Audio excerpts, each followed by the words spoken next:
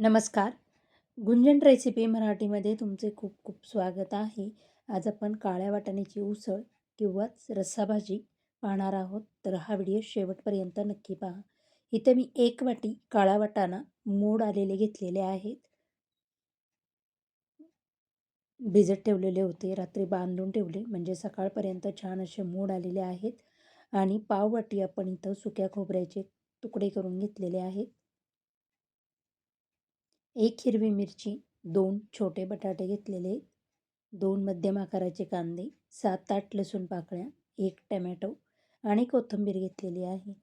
चला तर मग आता आपण हे सर्व साहित्य बारीक असं कट करून घेणार आहोत. आता गॅसवर एक पॅन गरम करायला ठेवून आपण सुरुवातीला पॅन गरम झाला की त्यामध्ये कांदे टाकून घेऊया.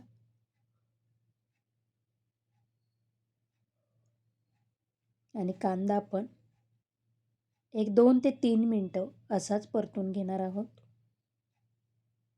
कांद्यामधले मॉइश्चरायझर कमी करतो आहोत.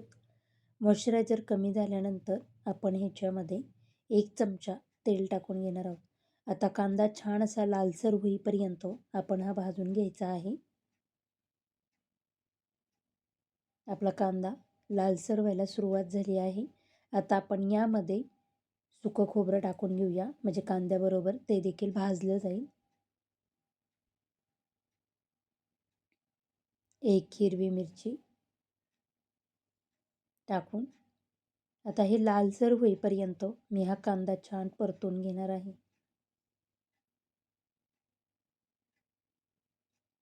आपला कांदा, सुकं खोबरं छान भाजलं गेलेलं आहे.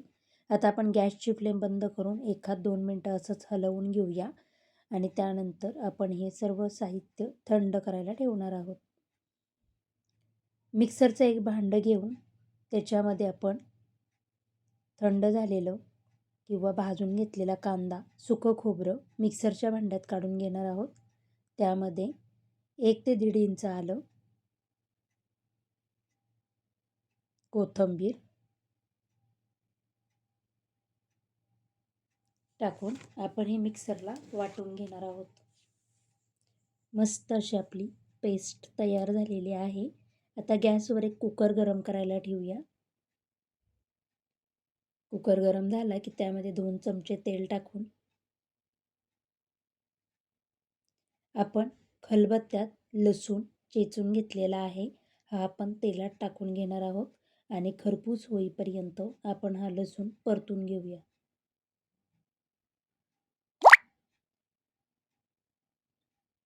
लसूण खरपूस झाला की यामध्ये आपण टाकून घेणार आहोत बारीक कट केलेलं टमॅटो.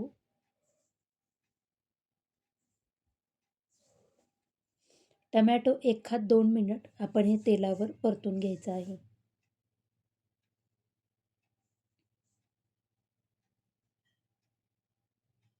यामध्ये आता मी टाकून घेतलेले आहेत काही मसाले. मसाल्यांमध्ये 1 चमचा काळा मसाला, 1 चमचा लाल तिखट, 1 चमचा धना पावडर,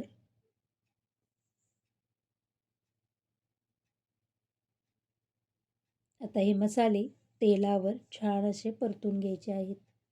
मसाल्यांना तेल सुटले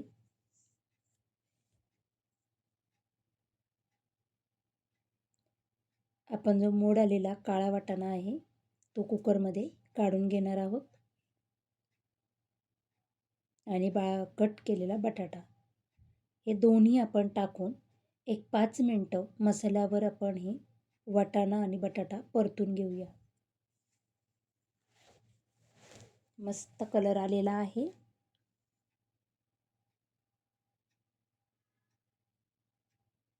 आता जे आपण वाटण तयार करून घेतलेलं आहे ते वाटण मी टाकून घेत आहे आणि पुन्हा एकदा हे वाटण मसाल्यांबरोबर परतून घ्यायचं आहे.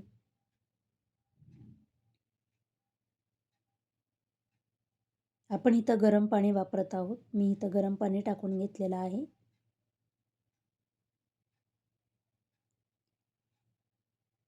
आणि हे मिक्स करून घ्यायचं आहे.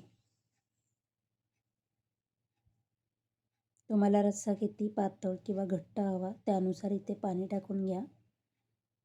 आता यामध्ये चवीनुसार मीठ टाकून आपण हे मिक्स करून कुकरला झाकण लावून एक 4 ते 5 शिट्ट्या काढायच्या आहेत. काळा वाटाणा लवकर शिजला जात नाही, त्यासाठी आपण 4 ते 5 शिट्ट्या काढून घेणार आहोत. सुरुवातीला हाय फ्लेमवर एक काढायची आणि नंतरच्या 3 मीडियम फ्लेमवर आपण ह्या शिट्ट्या काढून घेतलेल्या आहेत. आहा, मस्त अशी तर्री आलेली आहे. आता मी तुम्हाला दाखवते.